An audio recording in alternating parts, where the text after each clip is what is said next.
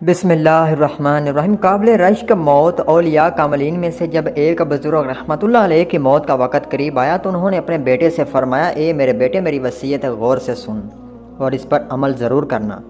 ان کے بیٹے نے عرض کی، بہت بہتر ابا جان۔ تو انہوں نے فرمایا، بیٹے، میری گردن میں ایک رسی ڈال کر مجھے محراب کی طرف گھسیٹو اور میرے چہرے کو خاک آلود کر دو، اور یہ کہتے جاؤ کہ یہ اس شخص کا انجام ہے جس نے اپنے مولا عز و جل کی نافرمانی کی، اپنی نفسانی خواہشات کو ترجیح دی اور اپنے مالک کی اطاعت سے غافل رہا۔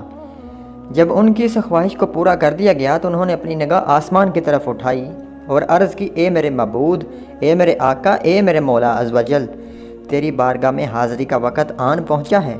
میرے پاس ایسا کوئی عذر نہیں جس سے میں تیری بارگاہ میں پیش کر سکوں، مگر اے میرے مولا عز و جل، میں گناہ گار ہوں اور تو بخشنے والا ہے۔